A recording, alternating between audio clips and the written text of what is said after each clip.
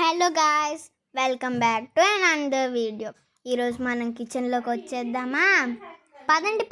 First ఓ bowl తీసుకొని అందులోనే 2 గుడ్లు పగలగొట్టుకొని వేసుకోవాలి. ఈ గుడ్లంట నాటు గుడ్లంట చాలా చాలా గట్టిగా ఉన్నాయండి షెల్స్. మనం ఈ గుడ్లని పగలగొట్టుకునే లోపే ఒక ప్యాన్ని కూడా రెడీగా ఉంచుకోండి. ఈ గుడ్లని పగలగొట్టుకునే లోపు please subscribe to my channel. It's me చిన్నారి సాత్విక. తరువాత 2 గుడ్లు కలిసినట్టు బాగా మిక్స్ చేసుకోవాలి. దానిలోనే కొంచెం ఉప్పు కూడా వేసుకొని మిక్స్ చేసుకున్న తరువాత కారం, పెప్పర్ ఇంకా మసాలా కూడా వేసుకొని కలుపుకోవాలి చాలా చాలా స్పీడ్గా. ఎందుకంటే అవి నాటుగుడ్లు కదా, అస్సలు కరగట్లే. ఇవి అంటే నాకు మా తమ్ముడికి చాలా ఇష్టం, అందుకే నేను కూడా నేర్చుకుందామని ముందుకు వచ్చేసా. తర్వాత లైటర్స్తో స్టవ్ ఆన్ చేసుకొని ప్యాన్ పెట్టుకోవాలి. అందులోన మనం నూనె వేసుకొని బాగా స్ప్రెడ్ చేసుకోవాలి ఆ నూనెని. ఆ తర్వాత మనం మిక్స్చర్ చేసాం కదా, ఆ మిక్స్చర్ని అందులో వేసుకోవాలి. చూడండి, మనం ఎక్కడైతే ఆయిల్ చేసామో అక్కడ వేసుకొని తర్వాత మొత్తం స్ప్రెడ్ చేసుకోవాలి. ఇక్కడ వీడియోలో కనిపిస్తున్నట్లు ఆ మధ్యలోన చుట్టూరు ఉన్నది బాగా ఫ్రై అయిపోతుంది.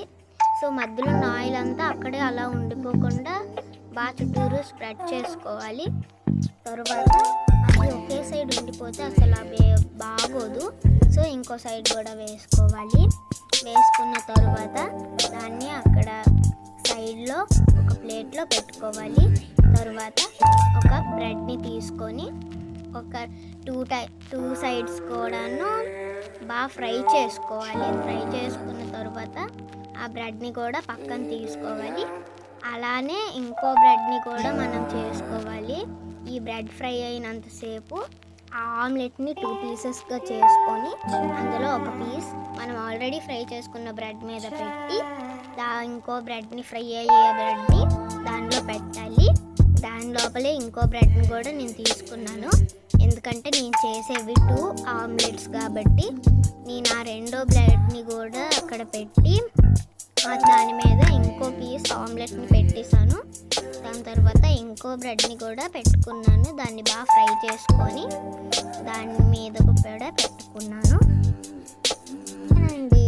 వేడివేడిగా అలా సర్వ్ చేసుకొని కొంచెం ఇలా కెచప్ వేసి ఆ 2 ప్లేట్స్లో ఒక ప్లేట్లో అయితే మనకి సరిపోదు కదా, వేసుకొని ఇలా సర్వ్ చేసుకున్నామంటే ఇంకా తిన్నోళ్ళు హ్యాపీ.